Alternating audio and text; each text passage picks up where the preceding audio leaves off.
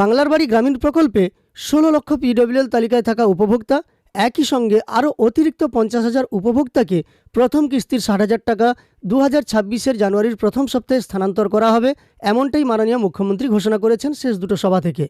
তো জানুয়ারির প্রথম সপ্তাহে টাকা যখন মাননীয় মুখ্যমন্ত্রী ট্রান্সফার করবেন, সেদিনই আপনাদের ব্যাঙ্ক অ্যাকাউন্টে টাকা ঢুকে যাবে এমনটা কিন্তু নয়। পরবর্তী কয়েকদিন লাগতে পারে আপনাদের ব্যাঙ্ক অ্যাকাউন্টে টাকা ঢুকতে। সেক্ষেত্রে টাকা দুদিন আগে আসুক বা পরে আসুক, আপনার অ্যাকাউন্টে যাতে টাকা আসে সেই বিষয়টা আপনাকে নিশ্চিত করতে হবে। সেই বিষয়টা নিশ্চিত করার জন্য 3টি কাজ আজ থেকেই আপনাকে সম্পূর্ণ করে রাখতে হবে, যদি আপনার সেই সমস্ত 3টি দিকে প্রবলেম থেকে থাকে। আজকের এই ভিডিওর মাধ্যমে সেই 3টি গুরুত্বপূর্ণ কাজের কথা বলবো, যেগুলো আপনাকে অবশ্যই সম্পন্ন করে রাখতে হবে, যাতে টাকা ছাড়লে আপনার ব্যাঙ্ক অ্যাকাউন্টে আসতে কোনো অসুবিধা না হয়। কারণ প্রথম কিস্তির ৬০,০০০ টাকা পাওয়ার পর লিন্টেল পর্যন্ত আপনি বাড়ি নির্মাণ করলে তবেই আপনাকে দ্বিতীয় কিস্তির ৬০,০০০ টাকা দেওয়া হবে। আপনার বাড়িতে আসবে আধিকারিকরা, তারা ফটো তুলবেন, ফটো তুললে নির্দিষ্ট সীমানা পর্যন্ত বাড়ি নির্মাণ হলেই কিন্তু আপনার ব্যাঙ্ক অ্যাকাউন্টে দ্বিতীয় কিস্তির ৬০,০০০ টাকা পাঠানোর জন্য অনুমোদন দেওয়া হবে। তাই অবশ্যই 3টে দিক আপনাকে দেখে রাখতে হবে যেন ঠিকঠাক থাকে, টাকা আপনার ব্যাঙ্ক অ্যাকাউন্টে আসতে যেন কোনো রকম সমস্যা না হয়। তো চলুন এই ভিডিওর মাধ্যমে আমরা সেই 3টি গুরুত্বপূর্ণ কাজ সম্পর্কে জেনে নেব। আর এই ভিডিওটি শুরু করার পূর্বে আপনাদের কাছে একটি ছোট্ট অনুরোধ করব, এই চ্যানেলে নতুন এসে থাকলে প্রতিনিয়ত গুরুত্বপূর্ণ ভিডিওর আপডেট পাওয়ার জন্য চ্যানেলটিকে অবশ্যই সাবস্ক্রাইব করে পাশে থাকা নোটিফিকেশন বেল আইকনটা অল করে রাখবেন। আর ফেসবুক থেকে দেখে থাকলে অবশ্যই পেজটিকে ফলো করে রাখবেন। এবার 3টি গুরুত্বপূর্ণ কাজের সম্পর্কে বলি। প্রথম দেখুন, বাংলার বাড়ি গ্রামীণ প্রকল্পে আপনারা জানেন আপনাদের SMS ভেরিফিকেশান হয়েছে, কিন্তু এখনও পর্যন্ত অনেক উপভোক্তা এমন আছেন যাদের SMS ভেরিফিকেশান হয়নি। দেখুন, সকলের তো আর অ্যান্ড্রয়েড ফোন নেই, আবার অনেকের অ্যান্ড্রয়েড ফোন থাকা সত্ত্বেও তারা হয়তো সব কিছু কাজটা নিজে থেকে করে নিতে পারেন না। সেক্ষেত্রে অনেকের SMS এলেও তারা হয়তো বুঝতেই পারেননি, আবার অনেকেই সেই SMS-এর দ্বারা ভেরিফিকেশান করতে পারেননি। আর যাদের SMS আসেনি এখনও পর্যন্ত, তাদের ক্ষেত্রেও কি হয়েছে বা কি হতে পারে ভবিষ্যতে সেই সম্পর্কেও জানিয়ে দেব। দেখুন, যাদের SMS এসেছে, যারা নিজে থেকেই ভেরিফিকেশান করে নিয়েছেন, সেলফ ডিক্লারেশন সেখান থেকে দিয়ে দিয়েছেন, তাদের ক্ষেত্রে কোনো রকম সমস্যা নেই। এবার যাদের SMS এসেছে কিন্তু তারা বুঝতে পারেননি, বা কারোর SMS আসেননি কিন্তু তালিকায় তাদের নাম আছে, তাদের ক্ষেত্রে কিন্তু গ্রাম পঞ্চায়েত অফিস থেকেই ভেরিফিকেশান করে দেওয়া হয়েছে। কারণ গ্রাম পঞ্চায়েত অফিসে আপনাদের সমস্ত আইডি আছে, তারা জানেন কাদের লিস্টে নাম আছে বা তালিকায় যে সমস্ত নামগুলো আছে তাদের মধ্যে কারা টাকা পাবেন, যোগ্য উপভোক্তা বলে বিবেচিত হয়েছেন। এবং অনলাইনেও আপনারা দেখতে পাবেন প্রত্যেকটি জেলার ওয়েবসাইটে প্রভিশনাল লিস্ট দিয়ে দেওয়া হয়েছে বা খসড়া তালিকা দিয়ে দেওয়া হয়েছে। সেখান থেকে যারা স্থায়ীভাবে এই বাংলার বাড়ি গ্রামীণ প্রকল্পের টাকা পেতে চলেছেন, তাদের SMS ভেরিফিকেশান তারা যদি না করে থাকেন, সেটা কিন্তু গ্রাম পঞ্চায়েত অফিসের আধিকারিকরা দেখতে পাচ্ছেন, বা আপনাদের BDO অফিস কিংবা DM অফিসে সেটা দেখা যাচ্ছে। ওপর থেকে তখনই কিন্তু ইনস্ট্রাকশন বা ইনফরমেশান দিয়ে দেওয়া হচ্ছে, তখনই গ্রাম পঞ্চায়েত অফিসের আধিকারিকরা আপনাদের থেকে বা আপনাদেরকে ডেকে পাঠিয়েছেন আপনাদের মোবাইল এবং আধার কার্ড নিয়ে, এবং তা ভেরিফিকেশান করে দিয়েছেন। যদি এখনও পর্যন্ত কারোর ভেরিফিকেশান না হয়ে থাকে, তাহলে অবশ্যই আপনি গ্রাম পঞ্চায়েত অফিসে যোগাযোগ করবেন। কারণ SIR-এর কাজে আধিকারিকরা প্রচুর ব্যস্ত ছিলেন।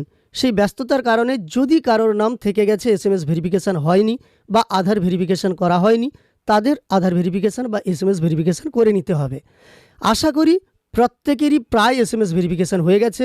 এক্ষেত্রে যদি 1-2 জন বাকি থেকে থাকেন, তারা অবশ্যই আপনাদের গ্রাম পঞ্চায়েত অফিসে যোগাযোগ করবেন। যারা এই সমস্ত কাজ করছেন তারা অবশ্যই আপনাদের ভেরিফিকেশানগুলি করে নেবেন।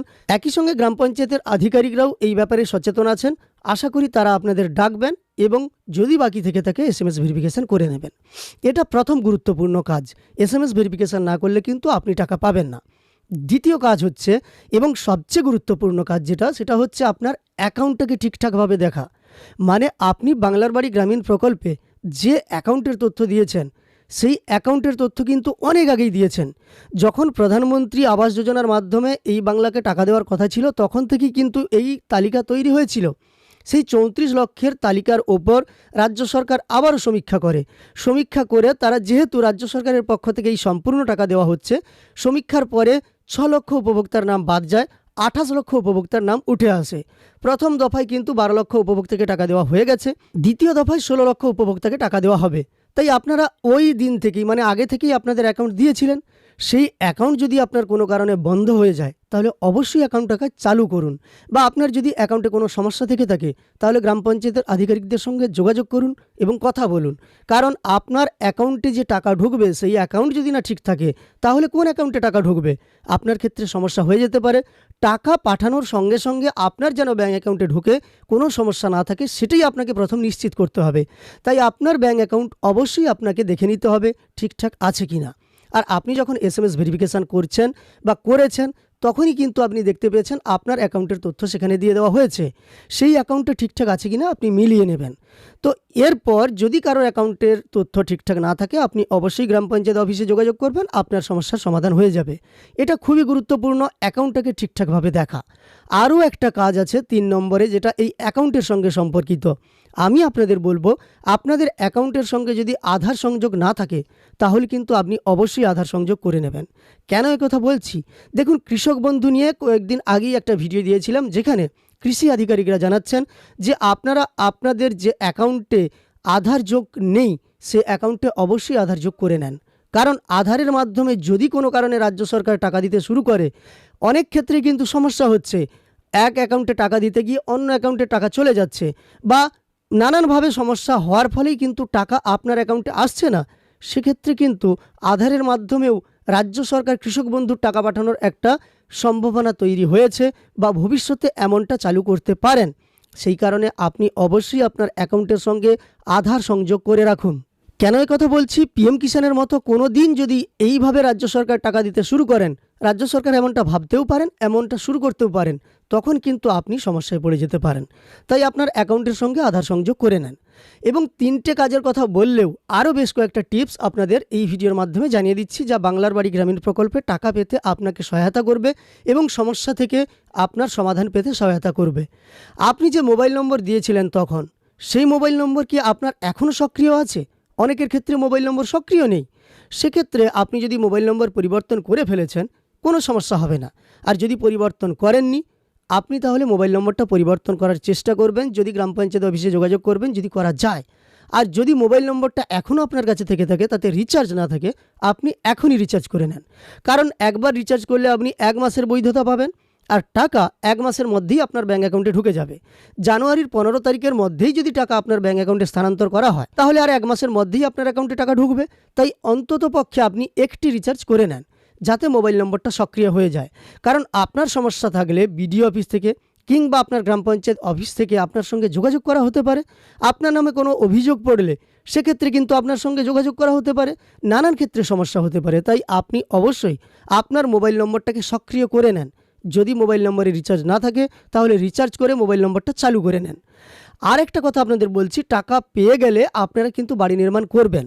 অনেকেরই টাকা ফেরত নেওয়া হয়েছে, আবার অনেককেই দ্বিতীয় কিস্তির টাকা দেওয়া হয়নি। তবে আগের দিনের বৈঠক থেকে মাননীয় মুখ্যমন্ত্রী জানিয়েছেন যে 90% উপভোক্তাকে, প্রথমবারই যে 12 লক্ষ উপভোক্তাকে টাকা দেওয়া হয়েছিল তার 90% উপভোক্তাকে টাকা দেওয়া হয়ে গেছে।